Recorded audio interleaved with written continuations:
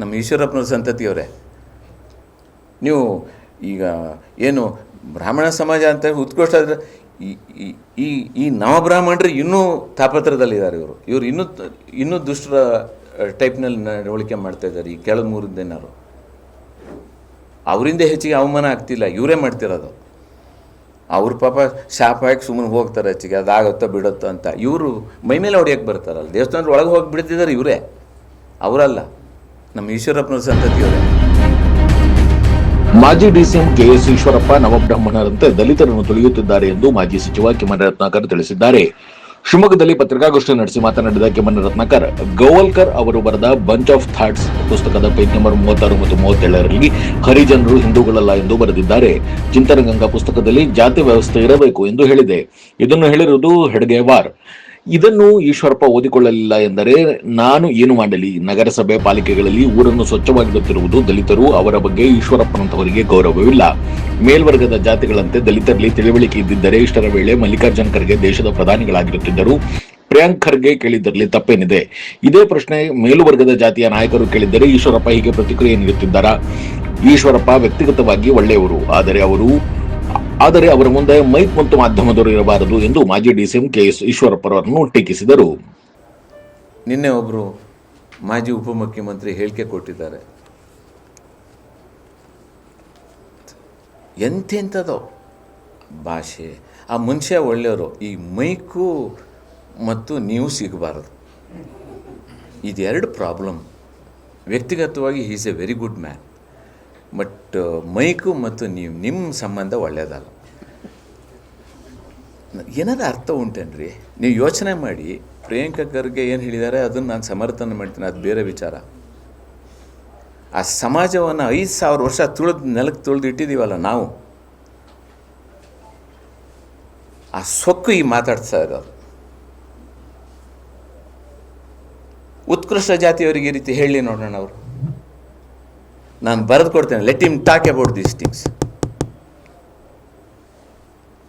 ಇವತ್ತೇನಾರು ಆ ಸಮಾಜ ಏನು, ಇವತ್ತು 114 ಕೋಟಿ ಜನ ಹಿಂದೂಗಳಿದ್ದಾರೆ ಈ ದೇಶದಲ್ಲಿ. ಆ ಹಿಂದೂಗಳಲ್ಲಿ 21 to 24% ದಲಿತರಿದ್ದಾರೆ.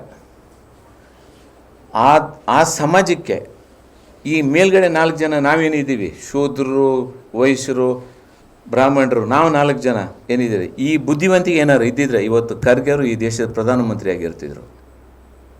ಗೊತ್ತಾ ನಿಮಗೆ? ಒಂದು ಯೋಚನೆ ಮಾಡುವ, ಯಾರ ಬಗ್ಗೆ ಮಾತಾಡ್ತೀನಿ ಅಂತ. ತುಳಿತಕ್ಕೊಳಗಾದ ಜನ, ಅವ್ರಿಗೆ ಸಿಟ್ಟಿದೆ, ಇರಬೇಕದು. ಯಾಕೆಂದರೆ ಆ ಸಮಾಜವನ್ನು ತುಳಿ ಇಟ್ಟಿದ್ದೀವಿ ನಾವು. ನಿಮ್ಮ ಕಾರ್ಪೊರೇಷನ್ ಕ್ಲೀನ್ ಮಾಡೋರು ಯಾರು? 90% ಅವರೇ. ತೀರ್ಥಹಳ್ಳಿ ಮುನ್ಸಿಪಾಲಿಟಿ ಕ್ಲೀನ್ ಮಾಡ್ಯಾರ. ಅದನ್ನು ನೋಡಿದ್ರೆ ಅವ್ರಿಗೆ ಬೇಜಾರಾಗಲ್ವಾ? ಅವ್ರಿಗೆ ಹರ್ಟ್ ಆಗಲ್ವ? ಅವರಿಗೆ ಯಾಕೆ ಹರ್ಟ್ ಆಗೋದಿಲ್ಲ? ಖಂಡಿತ ಹರ್ಟ್ ಆಗುತ್ತೆ. ಯಾಕೆ ಹರ್ಟ್ ಆಗಬಾರ್ದು? ನಾವು ತಡ್ಕೋಬೇಕು. ನಾವ್ಯಾರು ತುಳಿದಿದ್ದೀವಿ, ನಾವ್ಯಾರು ಬಹುಸಂಖ್ಯಾತರಿದ್ದೇವೆ, ಸಹನೆ ಬೇಕು ನಮಗೆ, ತಾಳ್ಮೆ ಬೇಕು. ನೀವು ಈಗ ಏನು ಬ್ರಾಹ್ಮಣ ಸಮಾಜ ಅಂತ ಉತ್ಕೃಷ್ಟ ಆದರೆ ಈ ನವಬ್ರಾಹ್ಮಣರು ಇನ್ನೂ ತಾಪತ್ರದಲ್ಲಿದ್ದಾರೆ.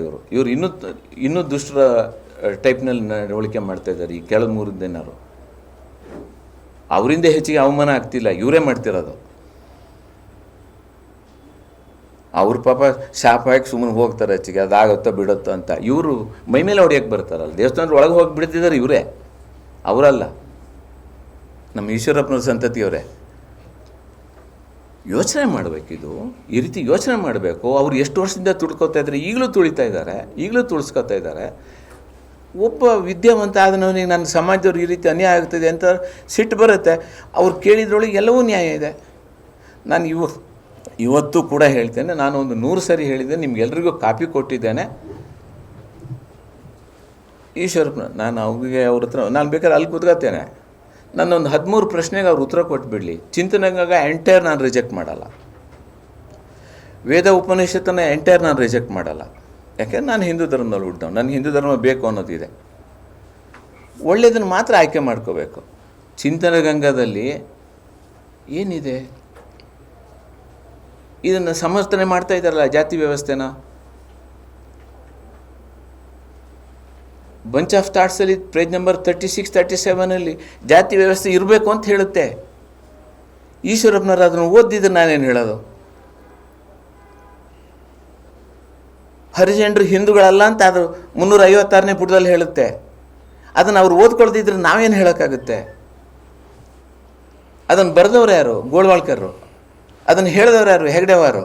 ಅವ್ರದ್ದೇ ಪುಸ್ತಕ ಅದು. ನಾನು ನಿಮಗೆ ಕೊಟ್ಟಿದ್ದೇನೆ, ಇದನ್ನು ಕೊಟ್ಟಿದ್ದೆ ನಾನು ನಿಮ್ಗೆ ಹಿಂದೆ. ಕಿಮ್ಮನೆ ರತ್ನಾಕರ್ ಅವರ ಈ ಮಾತಿಗೆ ಶಿವಮೊಗ್ಗದಲ್ಲಿ ಮಾಜಿ ಡಿಸಿಎಂ ಕೆಎಸ್ ಈಶ್ವರಪ್ಪ ಪ್ರತಿಕ್ರಿಯೆ ನೀಡಿದ್ದು, ಒಂದು ಸಣ್ಣ ಬ್ರೇಕ್ ನಂತರ ಈಶ್ವರಪ್ಪ ಏನಂದ್ರು ಕೇಳೋಣ ಬನ್ನಿ.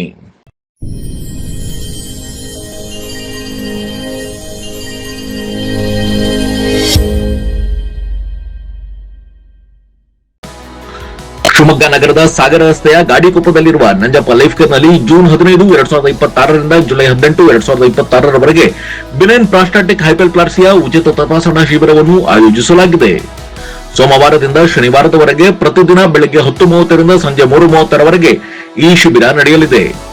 60 ವರ್ಷ ಮೇಲ್ಪಟ್ಟ ಹಿರಿಯರಲ್ಲಿ ಹೆಚ್ಚಾಗಿ ಕಂಡುಬರುವ ಪ್ರಾಸ್ಟೇಟ್ ಗ್ರಂಥಿ ಹಿಗ್ಗುವಿಕೆ ಸಮಸ್ಯೆಗೆ ಪ್ರಖ್ಯಾತ interventional radiologist doctor Nishita SH ಅವರು ಈ ಶಿಬಿರದಲ್ಲಿ ಉಚಿತ ಸಮಾಲೋಚನೆಯನ್ನು ನಡೆಸಲಿದ್ದಾರೆ.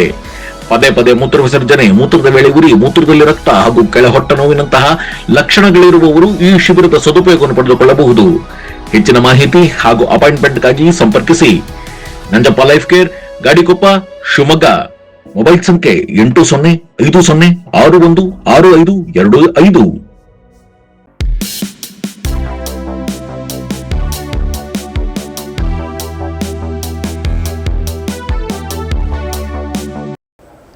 ನಿನ್ನೆ ಒಬ್ಬರು ಮಾಜಿ ಉಪಮುಖ್ಯಮಂತ್ರಿ ಹೇಳಿಕೆ ಕೊಟ್ಟಿದ್ದಾರೆ.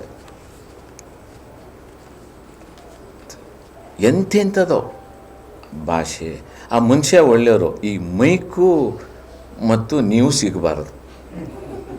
ಇದೆರಡು ಪ್ರಾಬ್ಲಮ್. ವ್ಯಕ್ತಿಗತವಾಗಿ he is a very good man, but mike ಮತ್ತು ನಿಮ್ಮ ಸಂಬಂಧ ಒಳ್ಳೆಯದಲ್ಲ. ಅವ್ರು ಮೊದಲದ್ದು ಹೇಳಿದ್ರಲ್ಲ, ಅದನ್ನು ಮಾತ್ರ ಕನ್ಸಿಡರ್ ಮಾಡ್ರಿ. ತುಂಬ ಒಳ್ಳೆಯವರು ಅಂದ್ರೆ ಅದು ಮಾತ್ರ ಸತ್ಯ. ಅವ್ರು ಮೊದಲದ್ದು ಹೇಳಿದ್ರಲ್ಲ, ಅದನ್ನು ಮಾತ್ರ ಕನ್ಸಿಡರ್ ಮಾಡ್ರಿ. ತುಂಬ ಒಳ್ಳೆಯವರು ಅಂದ್ರೆ ಅದು ಮಾತ್ರ ಸತ್ಯ. ಅವ್ರು ಮೊದಲದ್ದು ಹೇಳಿದ್ರಲ್ಲ, ಅದನ್ನು ಮಾತ್ರ ಕನ್ಸಿಡರ್ ಮಾಡ್ರಿ. ತುಂಬ ಒಳ್ಳೆಯವರು ಅಂದ್ರೆ ಅದು ಮಾತ್ರ ಸತ್ಯ.